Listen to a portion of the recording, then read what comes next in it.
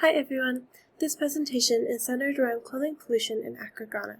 I've geared this presentation to first-year college students in the US, yet the contents are relevant to all, especially those living in the global north. I'll begin with a quick overview of the preconceived notions about and the reality of clothing donation. The biggest preconception about clothing donation is that it is a charitable act. Donating clothing feels like a charitable act, that through a sacrifice of clothing we were going to dispose of anyway, we were helping somebody in need. This mindset, while in some cases holds some value, is overwhelmingly far from reality. Especially as college students, we are generally avid consumers of fast fashion due to the industry's cheap and stylish nature. However, the danger of this is falling into the habit of buying clothing more often and consequently disposing of it more often. This is a mindset we must be wary of, for its impact, especially in Accra, Ghana, is monumental.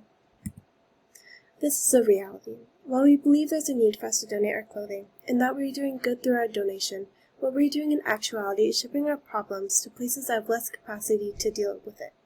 Liz Ricketts, co-founder of the OR Foundation, simplifies the problem of donation in the second-hand clothing trade with the explanation that, quote, the reported sustainability of the global second-hand clothing trade is founded on the deficit myth. It is true that there is too much clothing in the global north, but it is not true that there is a deficit of clothing in the global south.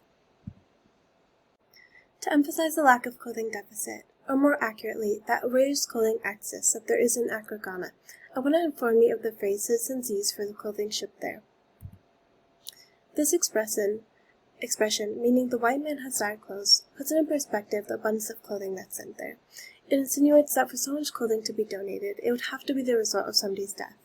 If this term fails to convey the extent of how much clothing is sent to Accra, Ghana, then know that weekly, 15 million clothing items arrive there.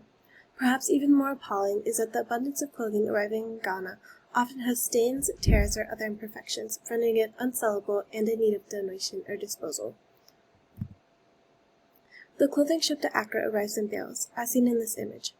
Approximately 40% from each bale of clothing is sent to a landfill.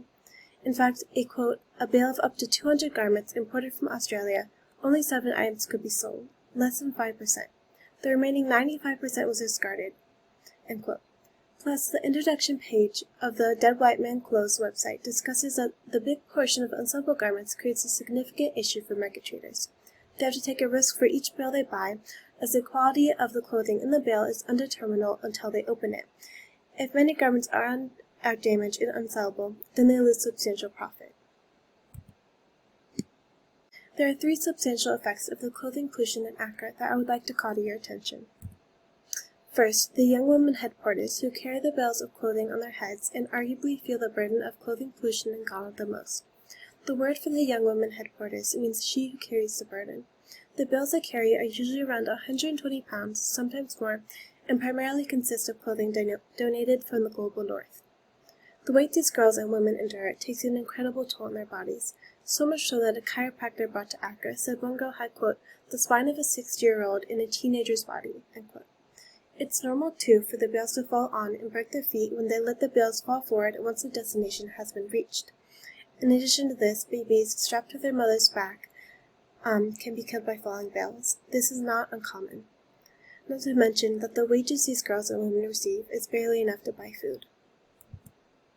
The second effect of the clothing pollution I'd like to mention is the mountain of clothing that the landfill is unable to contain. One article says that, quote, to stop the mountain of trash from toppling over into the river, which empties into the sea just a kilometer away, the people who live near this dump site have had to burn 1/5 of the mountain, leaving behind charred shoes, melted leggings, and crunchy polyester tops. This article also mentions that this mountain has an almost constant fire, of which the ever-present smoke contributes to air pollution. Lastly, in addition to the mountain, discarded clothing ends up in the ocean and on the beach. Liz Ricketts calls these tentacles. Often these tentacles get stuck in the sand and become incredibly difficult to dig up. Fast fashion is the root of this problem in Ghana, and indeed of clothing pollution as a whole. This is especially true when considering the second-hand clothing trade. The nature of fast fashion is to buy clothing often to keep up with shifting fashion trends and dispose of these clothes when the trend has passed. This in turn drastically shortens the lifespan of clothing and consequently feeds the second-hand clothing trade and clothing pollution. The key idea of the second-hand clothing trade is that it will be relocated, that clothing will be relocated. necessitating a, quote, sacrificial zone of fashion that is the use of physical locations and people that are expendable for dumping, end quote. Accra, Ghana is an example of one of these sacrificial zones of fashion that the fast fashion industry creates. The industry's impact can also be readily seen in these statistics. Only 1% of the industry's garments are recycled, while the annual growth of clothing production volume is 2.7%. The jarring impact of this is seen in how the second-hand clothing trade increased tenfold from 1990 to 2004. As fast fashion grows the second-hand clothing trade, it is arguably the biggest factor contributing to clothing pollution in Ghana and around the world. However, this is not the only factor that plays a role in clothing pollution in Accra. There are a handful of other things that play a role in this issue. Firstly, that many don't know what donating clothing entails, or have false preconceptions, and are unaware of what qualifies a garment to be donated. Ghana sees this through the damaged, unsellable clothing the market receives and has to dispose of. Secondly, while there are sustainable clothing brands, they're not as widely available as fast fashion brands and are typically much more expensive. And finally, many are unaware of how to recycle garments that don't qualify for donation. As clothing pollution creates disastrous environmental effects, it is not just Accra, Ghana that feels the impact, but rather this is an issue that the whole globe feels and is involved in. Here I provided some examples of how the impact of clothing waste can be felt globally. To start, the microplastics used in clothing production can be harmful to both animal and human life. And secondly, while there has been an increase in awareness of environmental unsustainability, there hasn't been an improvement in the fashion consumption or clothing lifespan. In fact, these problems have gotten worse. In the last 10 years, garment lifespan has been cut in half, sending 85% of textiles to the landfill. Additionally, there are a myriad of environmental consequences that clothing pollution creates. The first two being that 20% of global waste and 10% of CO2 emission is created by the fast fashion industry. This surpasses the emission of all international flights and ocean shipping combined. Lastly, there is an incredible amount of water that goes into making certain clothing items, and clothing dyes that release various toxins into water supplies.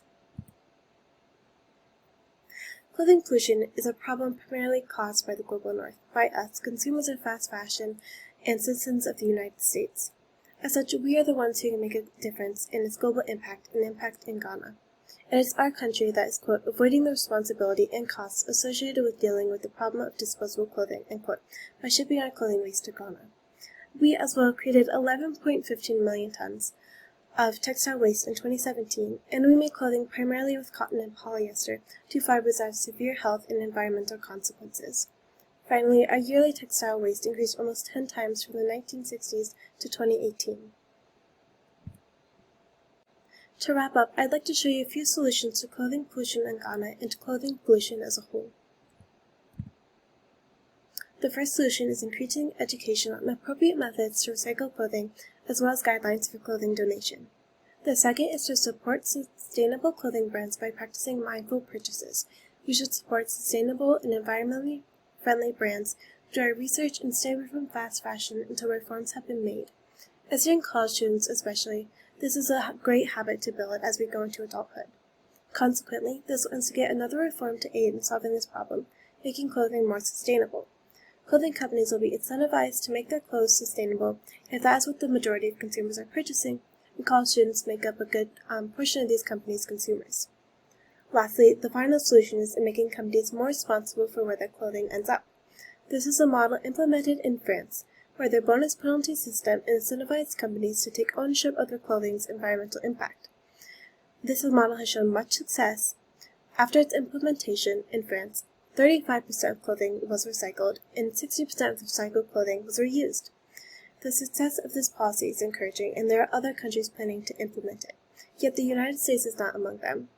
If citizens show their desire for this policy to be put in place, through social media and through supporting sustainable clothing brands, it could help to push the government to implement it. There are a couple of ways that we, as college students, can work towards these solutions. Firstly, we can educate ourselves on the guidelines of our specific clothing donation centers and look into where we purchase clothes from. We can check if the brand is sustainable, environmentally friendly, or if it's fast fashion. Secondly, being mindful can go a long way. Simply asking yourself these questions can all help to shed light on whether or not you should really donate the garment or purchase one. If you wouldn't give the article of clothing to a friend, then the condition is not good enough for donation. And if you can't see yourself wearing an everyday garment often, or if the motivation to buy the item isn't reasonable, then that can make it easier to figure out if buying the garment is truly the right move. If you have a garment that you are unable to donate, then explore what recycling options you have in your area. The U.S. has a couple of retailers that have in-store recycling and take-back programs, such as Patagonia, H&M, The North Face, and Aline Fisher. Finally, I'd like you to keep in mind that the idea of the secondhand clothing trade is something that companies can play to their advantage. These companies will sometimes use, quote, false and misleading messaging that creates the assumption that donations are used for humanitarian relief purposes in places that need it most, end quote. But in reality, this is primarily untrue.